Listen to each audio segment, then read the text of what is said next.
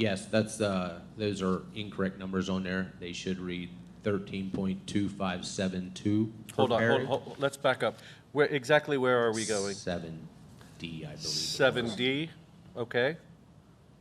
Start over again for me, would you? Yeah, the Perry rate for 25-26 should read 13.2572. And the Dolphin number should be 25.6429. So, just to be clear, under number 7, Finance D, Real Estate, Perry County, under 2025, 2026, should be 13.2572 mils, correct? And under Dolphin County, 25.6429 mils. Is that correct? That is correct.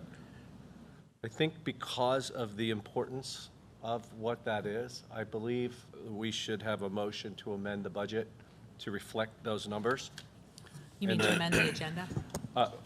Sorry, a motion to amend and then to amend the agenda and then another motion to approve the agenda. Can I have a motion to amend the budget to approve agenda to approve the numbers I just said in 7 Finance under D? So moved. Second. By Lehman, seconded by Fry. I want to go back then and ask, can I have a motion to approve the agenda as amended? So moved. Second. Singley and Fry. All right, thank you. And thank you, Mr. Brokus. Do we need to revote on that? Oh, yeah, I guess we Yeah. should vote. Any questions or comments on that motion? To approve the agenda as modified? All those in favor? Say aye. Aye. Aye. Any opposed? Okay, motion carries. Item number 5, may I have a motion to approve the minutes from the following meetings? A, May 13th, 2025, regular board meeting. B, June 3rd, 2025, caucus meeting. And C, June 3rd, 2025, policy meeting. So moved. Second? Moved by Fry, seconded by Singley. Any questions or comments? Any opposed? Motion carries. Item number 6, student representatives. Motion to approve Olivia M. McBreen, Sr., and Braylon S. McKee, Jr. as student representatives to the board for the 2025-2026 school year. So moved. Second. Moved by Fry, seconded by Starburst over there. Starburst. By Walburn. Any questions or comments? Any opposed? All right, motion carries. Item number 7, Finance A, Treasurer's Reports. Mr. Browse. All right, that's me. Let's go to the revenue first. That's the smaller of the 2 pages. Let's go to page 2 of 3. So we are about $1.8 million ahead of what we had in the plan from a revenue perspective. So we're at 105%. Now most of the revenue is in for the year. There'll be some smaller pieces come in, but that is pretty close to where we'll be with a few small additions. Local came in about $900,000 more. State came in about $677,000 more, and federal came in at $216 more. So that's all good news there. Jumping over to the expense side, there we're at 87% expended for the year, or we're at 91.6 of the way through the year, so we're running about 5% favorable there. However, there will be lots of expenses come in June and accruals done, audit adjustments done, and things like that that will affect that number for the balance of the year. But all in all, we're looking pretty good from an expense perspective right now, and project to come in relatively close on expenses.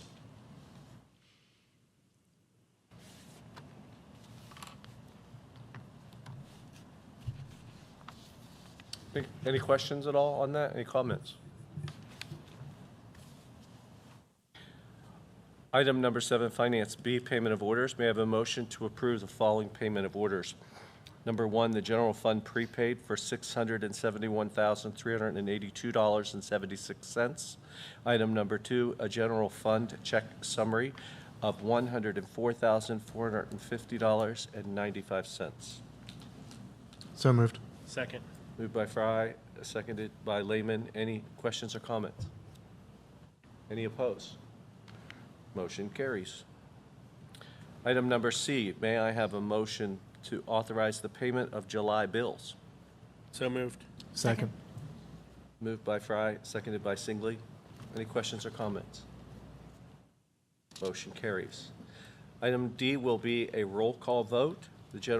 May I have a motion, please, to approve the 2025-2026 general fund budget totaling $39,675,656, including the following tax rate option listed below: Perry County 0%, Dauphin County 4.4%, projected deficit $2.157 million.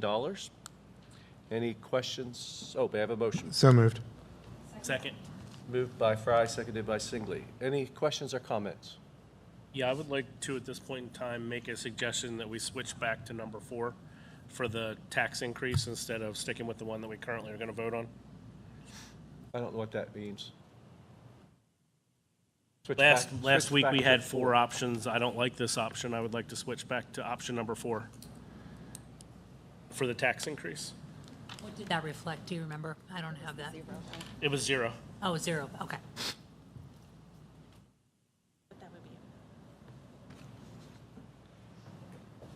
Any other discussion? I might second that motion, that suggestion. I think what we will do is vote on this, and if the vote fails, then we will entertain going back on other options, if we can do that. I want to also, just as a comment, if we were to go to 0% increase in Perry County and 0% increase in Dauphin County, that would not make us revenue neutral. That would actually, we would actually come out with about $400,000 less income coming into the district than we have this year. So this is, I believe, and please speak up anyone, during caucus meetings, we've discussed this at length. This is the closest we could come to a 0% increase where our revenues to the district remain even. If we go 0% in both counties, that would be a $400,000 decrease in revenue. I don't have that in front of me, but I don't think that's true. That's how I understood it as well. This is a revenue neutral. This approach here is revenue neutral, right? Was my understanding. It is not. Well, wait, And- Mr. Yeah, so Browse. so if we approve a 4.4% increase, that's 4.4% for Dauphin, 0% for Perry County. So that will generate, I believe it was $70,000 of income. If we go with a true 0%, which is 0% to Dauphin and a negative, I forget what it is, I gotta pull the file up, a negative 4% for Perry, that will be a loss of revenue of approximately $400,000. I'll try to find that file, but. Mrs. Raymond. More importantly for me too, that lowers our millage rate. So if we would get to a point where we would need to raise taxes, we start from a much lower point. So from a, I'm having trouble hearing you. it also then would reduce the, because of STEB, then we'd have lower millage rates also if we go with option 4. So in the future, if we would need to generate income, it will put us back. Right. So, Mr. Browse, if I understood you correctly, and I'm going to approximate, this is going to not be revenue neutral, which is what I said, so I apologize for that. It's going to generate about $70,000 a year.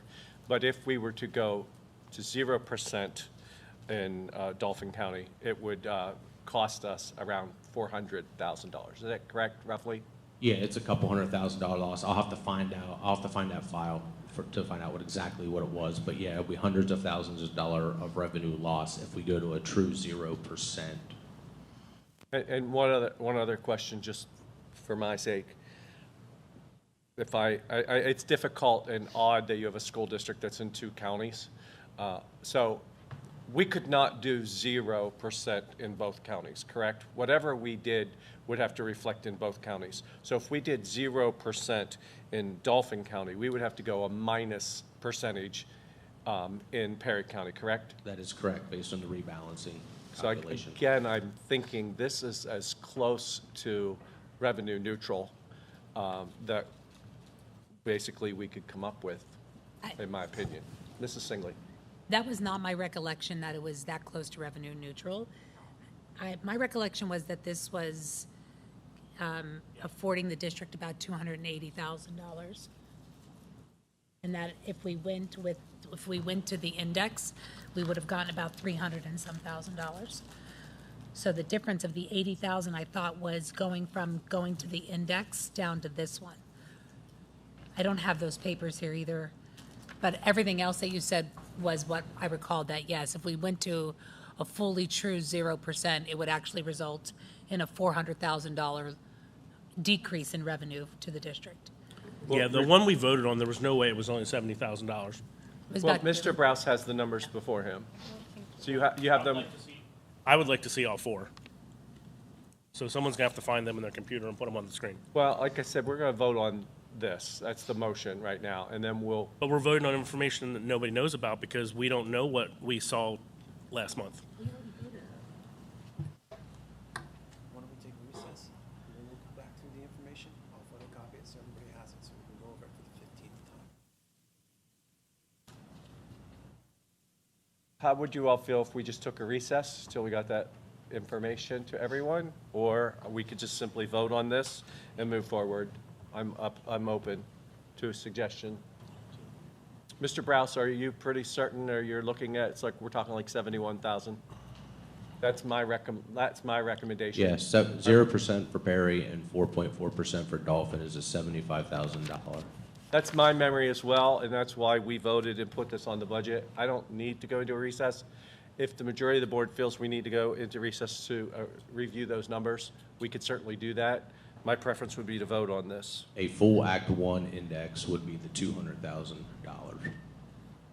which is 5.5% for Dolphin and 1% for Perry. I'm going to call the vote. We'll call the roll, please, on this. Mrs. Singley.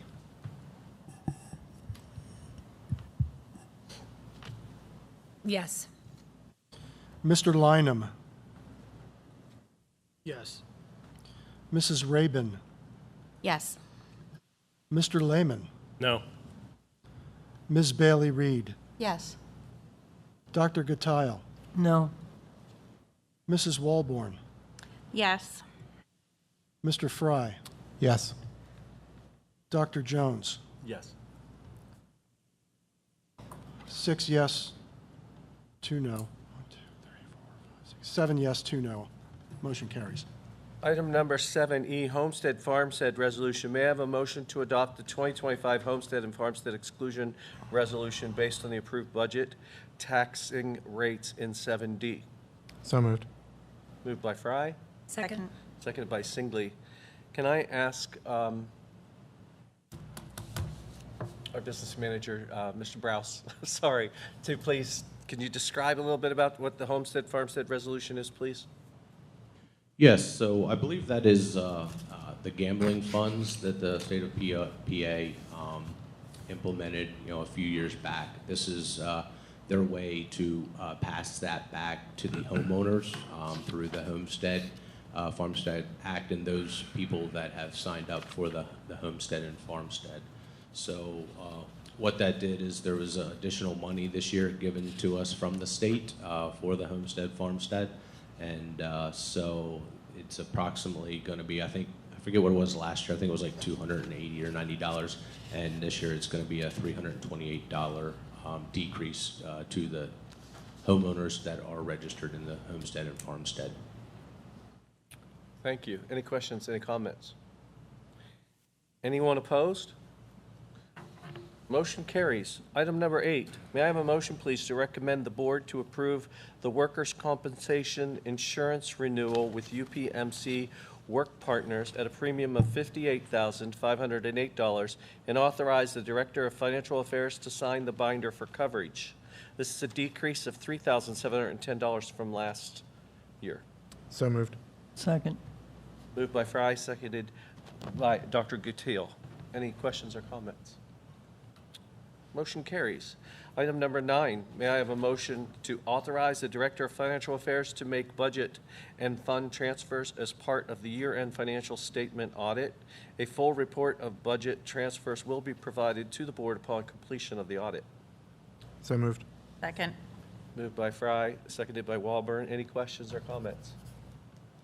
Motion carries. Item number 10, may I have a motion, please, to approve the purchase and installation of an adaptable playground through CoStar's vendor, Playground and Recreation, for $307,145, and we will be using access funds to pay for this. So moved. Second. Moved by Walburn, seconded by Fry. Any questions or comments? Any opposed?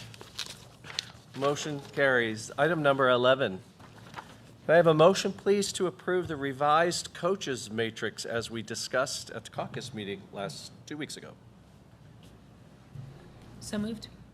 Moved by Second. Singley, seconded by Dr. Gatiel. Any questions or comments? Any opposed? Motion carries. Item, what? Item number 12, a motion to approve athletic ticket prices for the 2025-2026 school year as follows. Senior citizens free, K-12 Susquenita School District students free with a pass or student identification, adults and non-Susquenita School District students $5, and a single athletic pass could be purchased for $75 for the entire school year. So moved. Second. Moved by Fry, seconded by Lehman. Any questions or comments? I have a question. Senior citizen is being defined as what? Should we have that in there? What age? 65? Okay. I don't know if we need to clarify that in there. I'm sorry, I'm not there yet. I know. I was close. I'm getting close. Want to be inappropriate, but I won't. You didn't have to be. It was all over your face. No, I just think it would be good to know, just so that when people, they have an idea what that falls. So Mrs. Walburn's the only one who gets in for free now. I would like to also take this moment to just thank Mr. Markowitz for the work you've done on the coaches matrix, as well as looking at our athletic program in general. I appreciate you coming out, and I encourage you to continue to tell us more, speak to us more about athletics. Any other questions? or Yeah, just one comments? other question. I know we kind of joked about this in there, but do we need to clarify, is there an age that is free, that is not K through 12? Like do children under the age of whatever? I guess 3. 3? Yeah. Or do we just say anybody under the age of kindergarten? Because then are we going to have families coming in that everybody, it's K through 12 is free? Under 5 is free? Okay, is that good? Do we need to amend the motion? I don't think so. It's just not really, we're not charging any more. So we're actually, the motion has to do with the ticket price, which is the same. It's still $5. It's just who it applies to, So we say under 5 free? under 5. Woolman, I can reread the motion, if that's all right.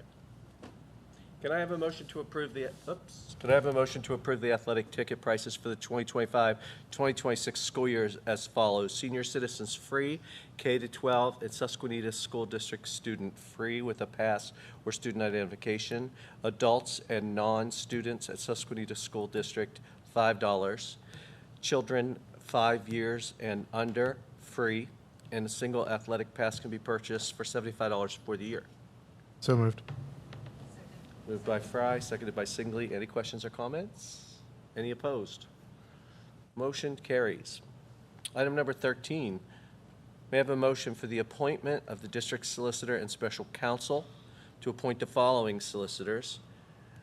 A, P. Daniel Altland, attorney at law, from July 1, 2025 to June 30, 2026, at a maximum hourly rate of $175 per hour for meeting attendance and general work, and $200 per hour for litigation, arbitrations, board hearings, and other adversarial proceedings as per services rendered. B, Carl Beard Legal Group, from July 1, 2025 to June 30th, 2026, at an hourly rate of $180 for special counsel to include labor negotiations, etc.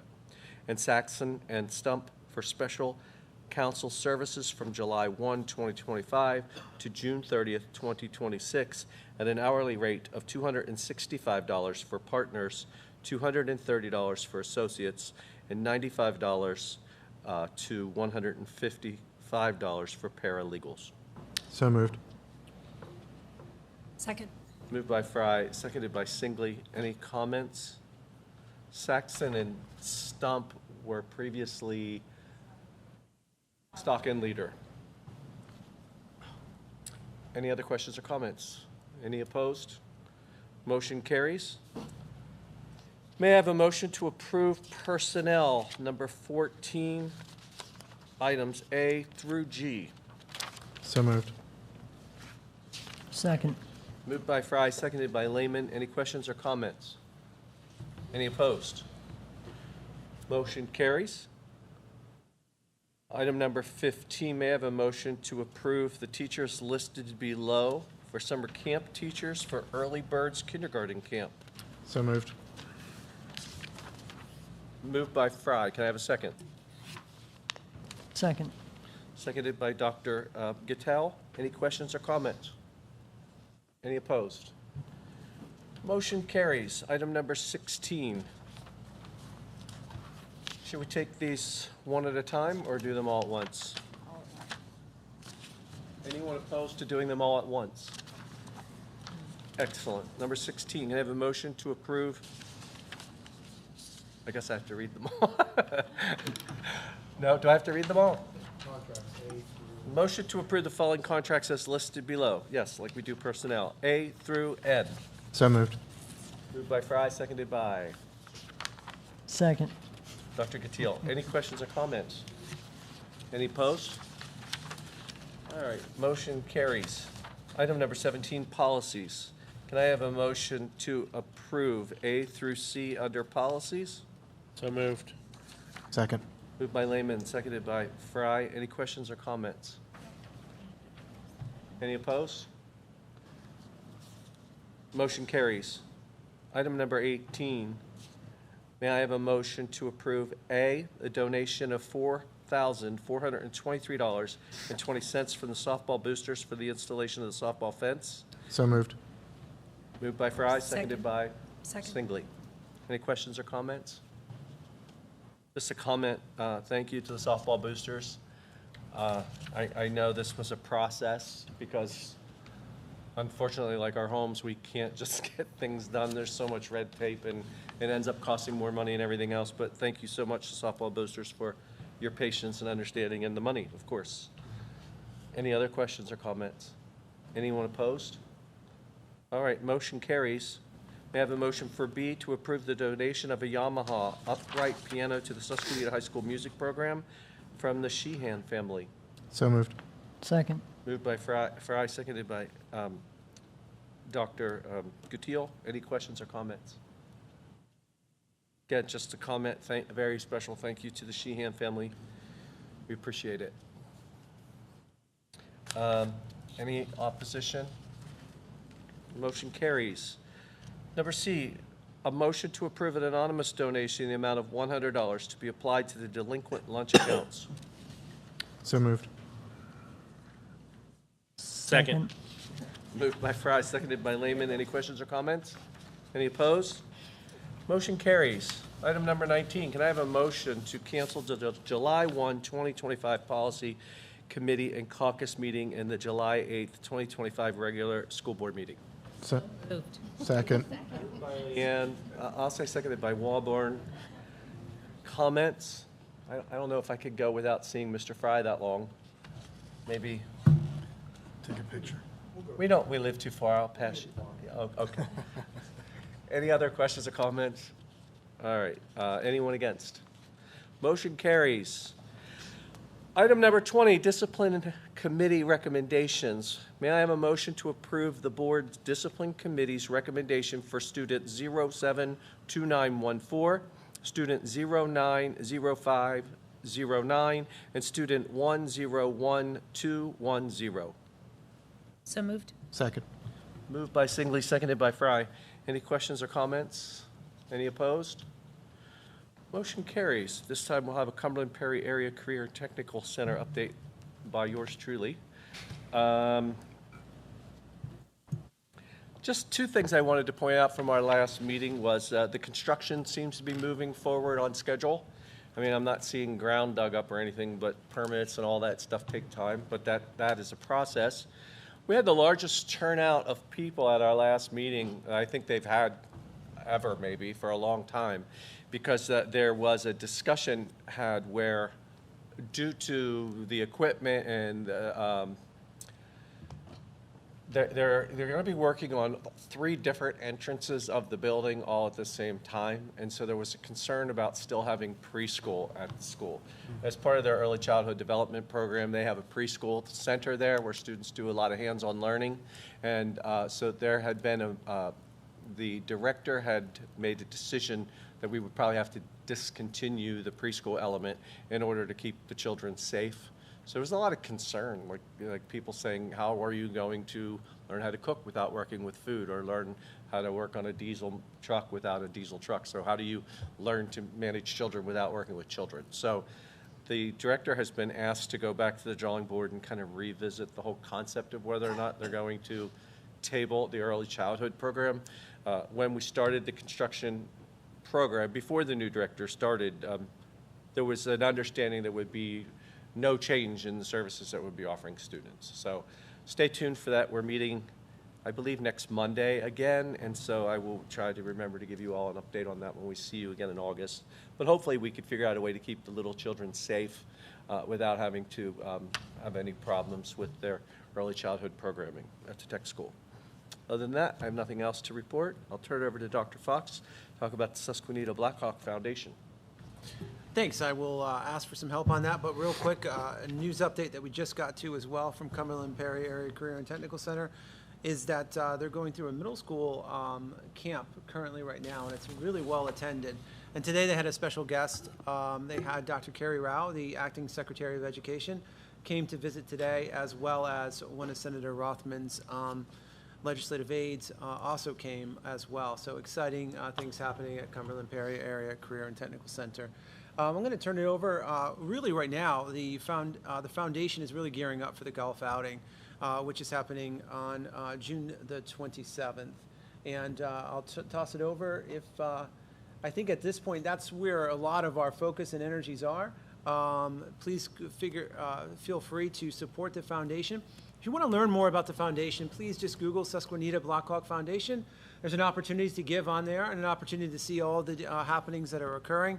And they've done a really great job of preparing and planning for this golf outing. We're going to have great weather, it looks like, and a great opportunity to go out and to really support the foundation that supports our students, our teachers, and our programs. Yeah, so like Dr. Fox said, the golf outing is coming up, and we still have room for golfers. So if you're interested or know anybody else that's interested, there is a sign up on our website. Please come out, enjoy the day. Another thing the foundation did at the end of the year was provided some treats for all of the staff, which I think was really the staff really liked it. And I would like to also mention Sparky's, as they donated some of the items for that staff event as well. And Mr. Ward for designing and creating t-shirts for all his staff.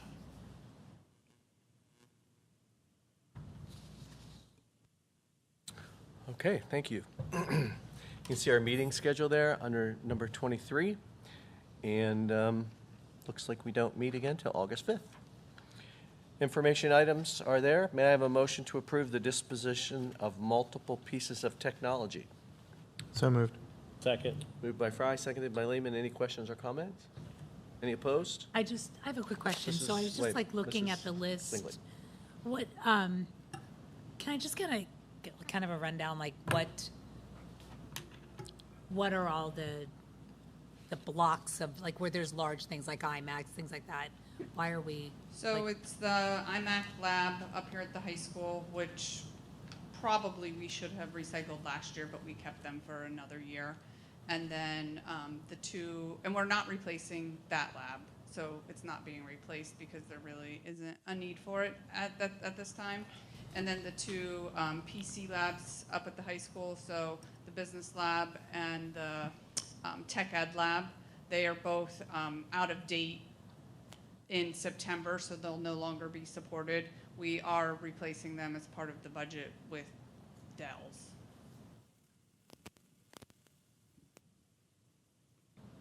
Any other questions or comments? Any opposed? All right, motion carries. You see here a B and C, other informational items that are to be disposed of. Item number 25, Dr. Fox, administrative reports. Thank you very much. First, I think it goes without saying, congratulations to our 2025 softball team. They had an unbelievable season. They went undefeated in the regular season. They were district champions, and they were in the Final Four. So just an incredible season. Thank you, Coach Reed. Thank you to our coaches. Thank you to our seniors for really providing that leadership and to a great season. We're very proud of you and excited for you, and you did a great job of representing Susquenita School District. Congratulations to Mrs. Brocious, Mrs. Ferran, Mrs. Dersham, and Mrs. Balspa on your retirement. We hope you enjoy. We hope you also come back and visit and also substitute for us, because we would love to continue to have you part of our school community. And to all of our students, thank you. Thank you for choosing Susquenita School District. Thank you for being a part of our school. Thank you for being a Blackhawk. During the summer, we ask that you continue read. Just pick up a book, read a little bit, relax, enjoy summer, keep active, and read. And we certainly look forward to seeing you on August 20th of 2025. Thank you.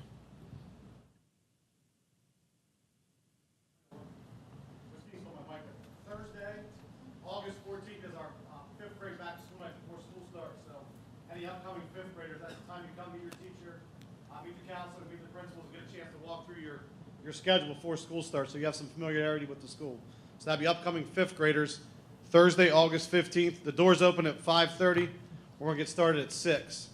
And anybody else that might be moving into the district and be coming to the middle school, if you want a tour of the school and your schedule, if you're 6th, 7th, or 8th grade, just give a call into the office and we'll set a time up for you as well.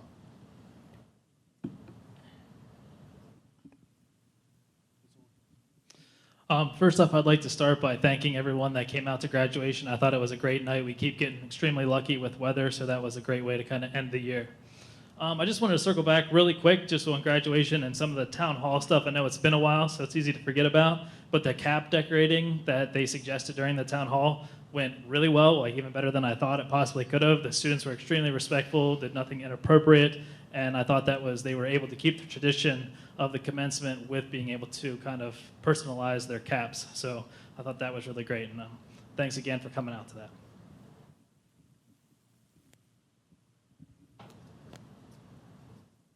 All right. Oh, sorry.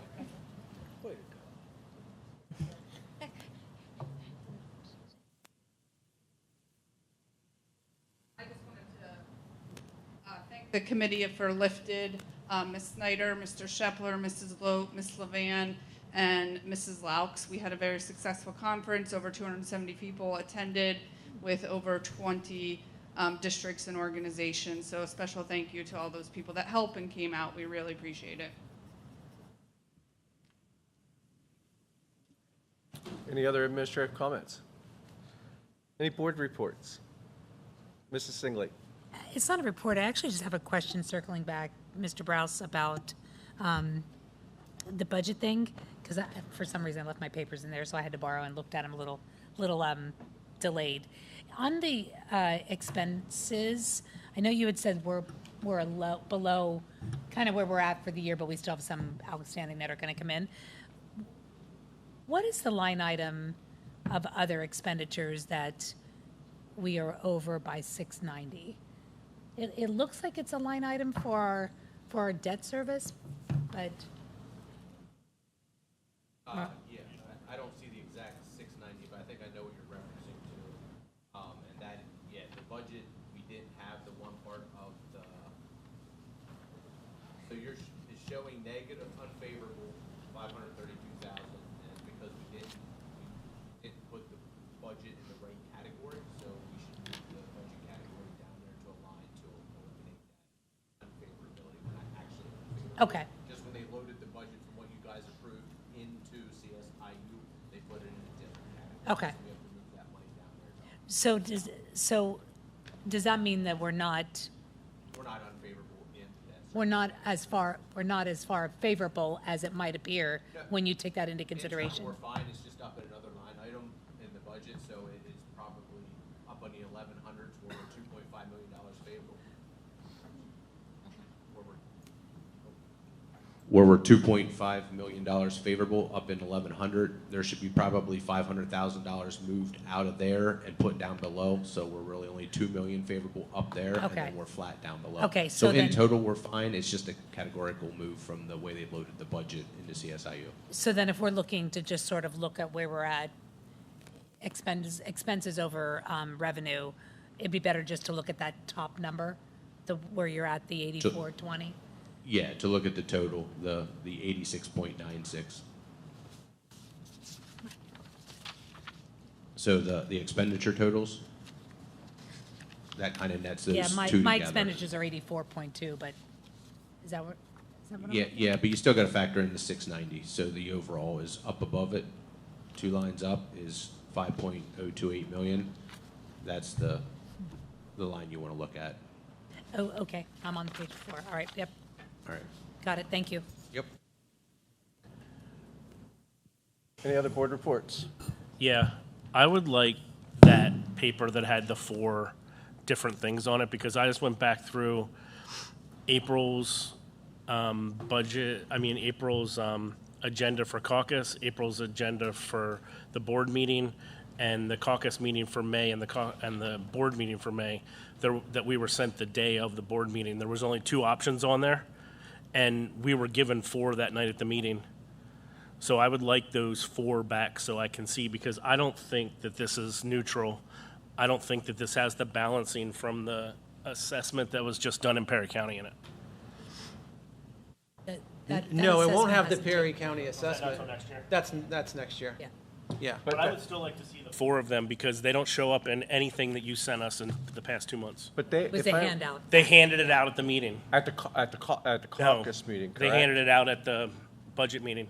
My recollection, correct me So if in I'm May- wrong, was in- we had that at the caucus meeting, and then we agreed to take 2 of them to vote on at the May meeting, in which we voted on the one that we voted tonight to be on the meeting. But the 4 options were discussed at caucus, I believe. Is that similar recollection? Yes. But to Phil's point, they were not provided in a pack, we were given it as a handout that night to fair enough. discuss. Any other, Mr. Fry? I was just going to say, amazing run by the softball team. Glad you mentioned that. In athletics, we have quite a few student athletes that made it to track nationals, and that kicks off in 3 days too. So we do have some competition still going, some amazing athletes. So wishing them the best, and looking to see what they can do there. So that's all. And I wanted to say I attended the Lifted Conference, and Mrs. Matosh, amazing, and her committee, Dr. Fox. I've never been more proud to be a Blackhawk than I have been in recent years in our district. It was really nice to be at something where, 200 and some teachers, other principals, administrators, teachers from all over, 20 to some different schools. It was really, really, really nice to see our school being leaders, and just quality. Our facilities are quality. Just everything about it was quality. And I've always been proud to be a Blackhawk. There have been times I've been a little embarrassed to be a Blackhawk. But I got to tell you, I'm just so proud of our district, and it's due really to Dr. Fox and to the administrative team, as well as this board. I've never worked with a better board either. So it was just amazing. I just feel I'm so proud. And along that way, I want to say also thank you to the administrative team for a wonderful commencement. again, every time I come to commencement, it gets better and better. Now, maybe it's because my son graduated this year, but it was awesome. And to end it with fireworks, thank you, Mr. Howe, Dr. Fox. Still haven't figured out who paid for them, but I am told that it was not a drop of taxpayer money that did that. So it was just nice. There was just the hat thing, you were right, and that was the administration being responsive to the kids. There was just a quality about it, which I really, really enjoyed and continue to enjoy, because we are just lifting this district up. I'm really, truly proud. Any other comments? Just, I think that town hall that we had, the town hall meeting, that was really good. And I think it allowed the kids to express themselves and give forth ideas that they had. And we got a chance to listen to it too. And facilitate a lot of the things and incorporate a lot of things that they had come up with. The hat decorating part of it, that was good. And it shows that if they want to bring forth effort and ideas, we're willing to listen. And this district, we don't agree on everything. Tonight is an example. The board doesn't always agree on everything. We don't always agree with the administration on everything. But I've never felt such a sense of people working together with the teachers, with the staff, with the students, with the board, a common purpose, just to do what is best for the community and for kids. So it's a good place to be. I hope we can continue to build on that. Any other board reports? All right, at this point, I'll entertain any public comments from anyone in the audience. I think we have one or two online. Anyone in the audience? Public comments? All right, we have one comment online, actually, from a Jeanette B. from Reed Township. And her question is to please explain why Dauphin County continues to pay so much in caps, a higher tax burden than that of Perry County. Our taxes continue to increase, again in all caps, and the tax burden is not equal. And can we have Mr. Browse, do you want to attempt that one, or Dr. Fox perhaps? I can certainly take a crack at it, and it is something we talk about in multiple cycles, right? When we look at the tax cycle, and anytime, because we have multiple counties, when we have multi-county considerations, the State Tax Equalization Bureau comes into play, and we have multi-county considerations with STEB. So the millage rates, as we know, are subject to change each year regardless of any tax increase or Act 1 index or proposal that you as the board render or make. Because of that fact that we're multi-county, being in both Perry and Dauphin, we're required each year to rebalance our millage using an approved baseline method. So we're sensitive to both assessed values and market values, which we get from both Perry and Dauphin counties, oftentimes multiple times before this time in May, which the preliminary budget is subject to approval, and then which sits for public comment. There will always be a change based on market value when market value increases. As a change occurs in one county, it changes the other county as well. Oftentimes, and when you think about it, Mr. Browse will correct me if I'm wrong, but 97% comes from Perry, and less than around 3 comes from that of Dauphin, and that is the proportion that comes into play with a formula that's provided to us under the Consolidated Financial Resources under the Pennsylvania Department of Education.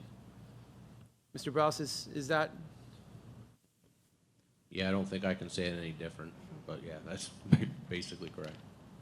And I think, it's also, when Perry County is going under a reassessment, any adjustments to millage that results from that will not have an effect on Dauphin County because it's a different county. So the millage rate that comes out of Dauphin County is set in part by the county that you reside in. So when their millage is much higher than ours, much of that is driven by countywide assessment. It only fluctuates based on the Act 1 index and the rebalancing that happens that we are required to do because we have a district that serves more than one county. And it is frustrating. And again, as I'd asked Mr. Browse, we cannot change taxes in Reed Township or Dauphin County. And whatever we do in one county, it has to happen in the other county, correct? They're tied. And if I remember correctly, last year when taxes were raised, Perry County took the bigger financial hit than Dauphin County. And I will also say this as far as the tax increases. I've been on this board for 14 years, and we've raised taxes 3 times in those 14 years.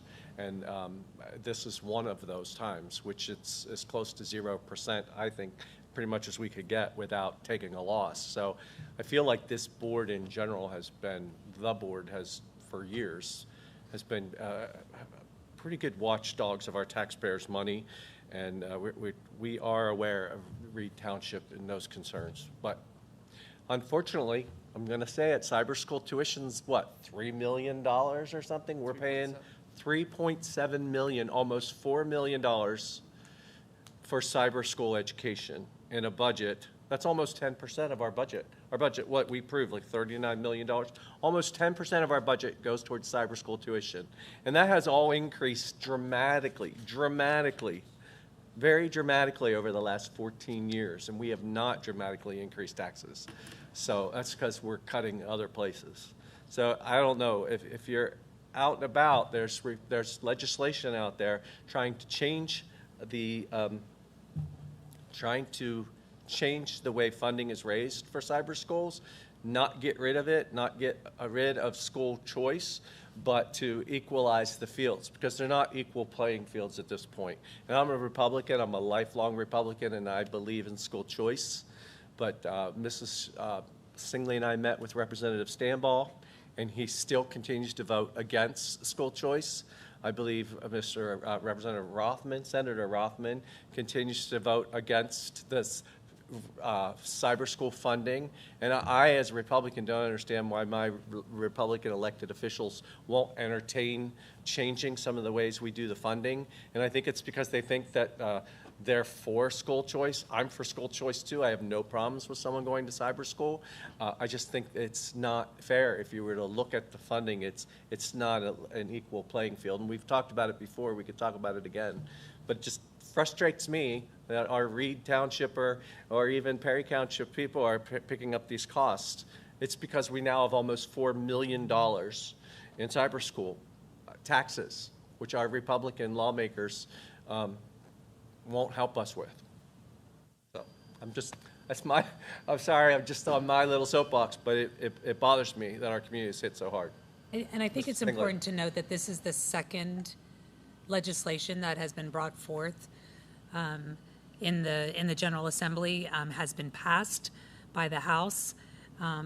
This one was passed, but only by a couple votes, pretty much direct party line. But I'm also a lifelong Republican, and I echo Dr. Jones' comments on this because there's a failure to look at this realistically in terms of how the funding formulas are based, and it is hurting the smaller rural schools by and large the worse. There was an article that came out in Penn Live just a couple of weeks ago that highlighted the counties across the districts across the state, and we were one that was paying in higher per capita per student, and one that would serve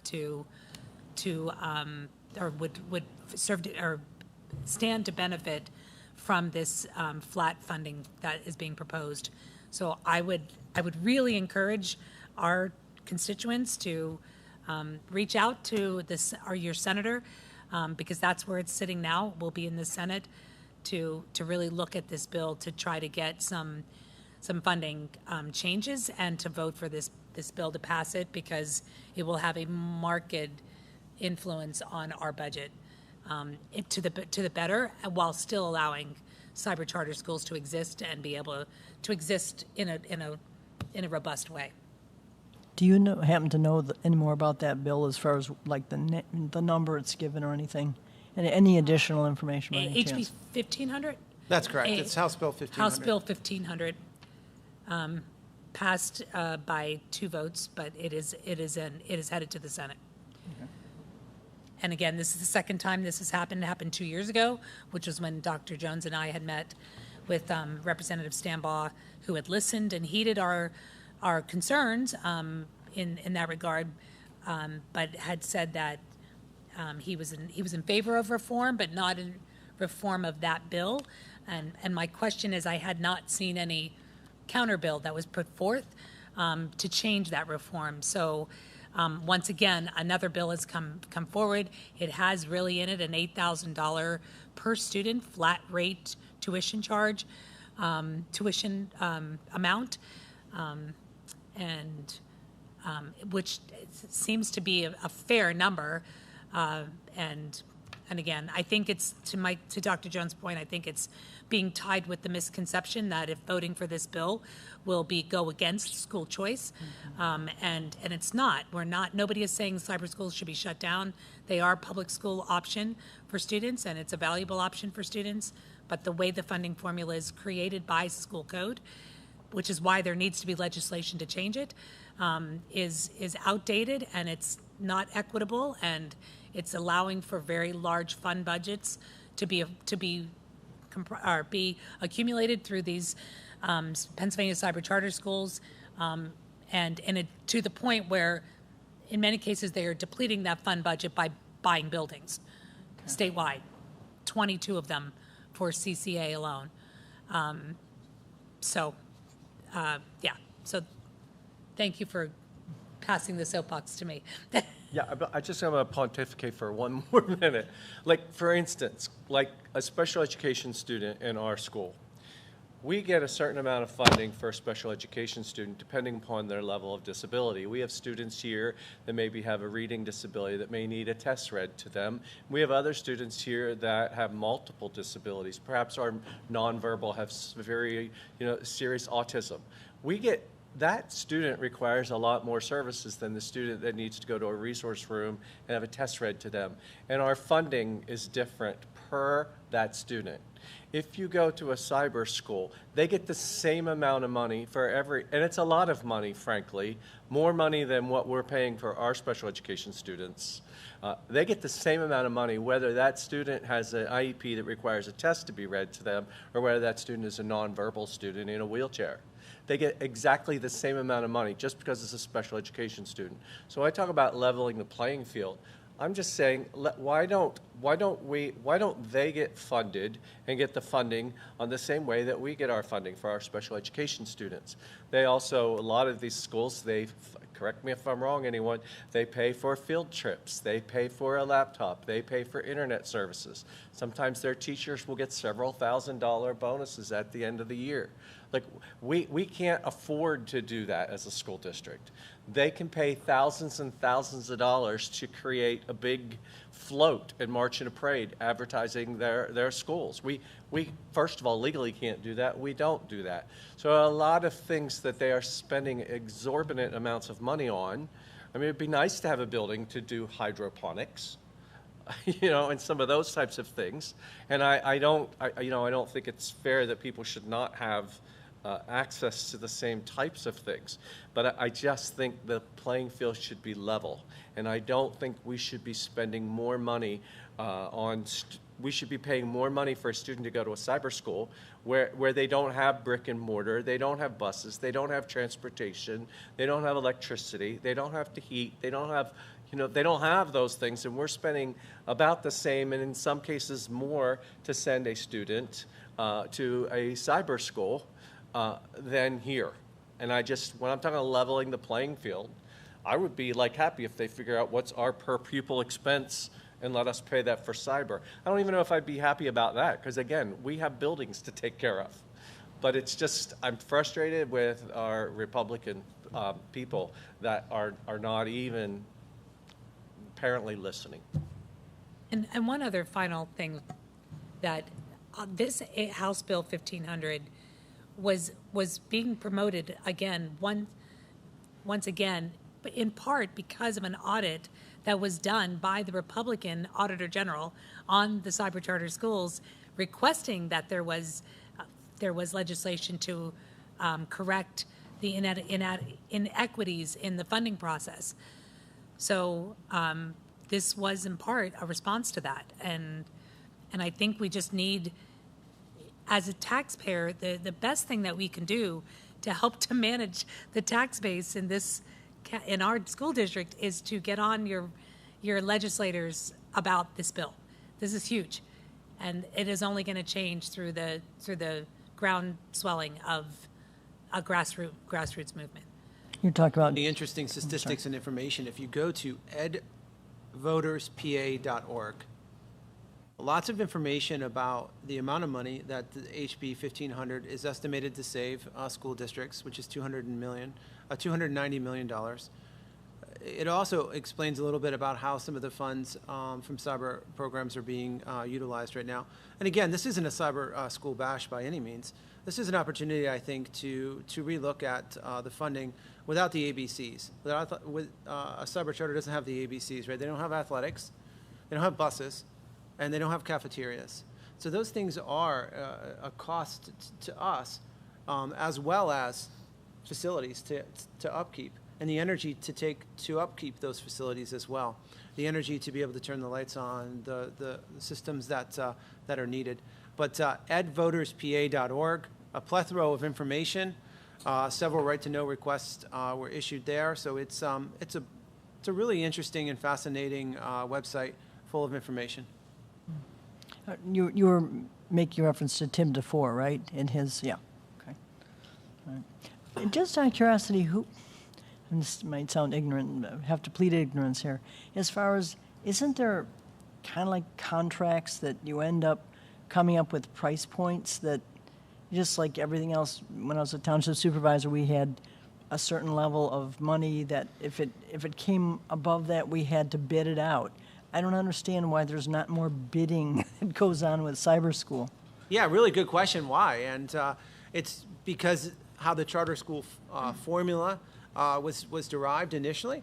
It's based in school code, and these cyber schools are considered public schools and how they are funded. So they're public schools without some of the accountability factors associated with public schools. But their formula is driven by a very large spreadsheet that we have to complete each year. And it takes a look and creates all kinds of different price points for each of the 500 school districts throughout Pennsylvania. And that's really interesting information that's available on PDE's website. So I think it was Mrs. Singley, one of our meetings ago, made a really great reference. It doesn't matter where you attend, where county of the 67 you live in Pennsylvania, you're going to pay the same price to go to the Pennsylvania State University, Penn State. They don't say, okay, because you're from Powder or you're from Clarion, you're going to have a different rate. No. If you're a PA resident, you're paying the same tuition. That tuition is exactly what HB 1500 is trying to do. Make it clear across the board for every school district and everybody. Equal playing field, an easy way to be able to budget, an easy way to be able to fund it, and a fair formula that really breaks it down. And it does. It's replicated across the board from PASHE schools, from land-grant schools, and exactly what needs to be done here. I mean, because you're right. Like you said, half of the overhead and a lot of the things that you've mentioned isn't the case with cyber school. So why is it being paid for or by being funded? That doesn't make any sense. And I echo your sense of not wanting to feel ignorant. And I wasn't planning to talk about this tonight, neither was anyone else. But I feel ignorant all the time because I'm thinking, what? This does not make sense to me. Right. And when I look at it, it's because it doesn't make sense, which is why I don't understand why this is not being looked at. I don't understand why people are just walking around with their eyes shut after we've sat with some of them and explained it to them, why they refuse to even speak at all. I feel like, am I missing something? What am I missing? And The talking point is that while I agree that we need to look at this and there needs to be reform, this is too draconian and it will shut down cyber charter schools, and kids need this as an option. And that, based on Tim DeFore's audit, that is not the case. They won't shut down. There needs to be a better accountability of their funds and how they're spending them. So you can't provide a gas stipend to your teachers that are driving in to the buildings, because we can't provide a gas stipend for our teachers that drive into school. You know, it's the staffing and so they have to figure that out the same way that we have to figure that out in terms of how we manage within our state subsidy and our revenues. But that's where the talking points are. It's the same talking points that are being said today that were said 2 years ago. It's, yes, I believe in reform, but this is too draconian. But then there's nothing being done. There's no Yeah. reform being done. I think, I could be wrong, but I think maybe another discussion with both Perry Stambaugh and Greg Rothman, and maybe even one with Tim DeFore at the same time, literally. You know, maybe we could arrange something like that. I'd be happy to participate in that Great. discussion. But I will say this, I guess I just started this out to say, we've been pretty good about not raising taxes, but we've incurred $4 million increase over the last number of years, basically, on cyber school education, and I don't see that changing. It's our teachers, it's not that our teachers are so highly paid and that we are exorbitantly spending, tons of money. It's because our money is going elsewhere, and we're trying the best we can to raise our teachers' salaries, to make sure that we are competitive, and so that they can come here and do a great job with our children, which they do. Our teachers are extremely valuable and amazing, and I want us to be able to do better by them and by our taxpayers. All right, I'm going to shut up now. Any other comments? Have a motion for adjournment, please? So moved. Second. Second. Moved by Singley.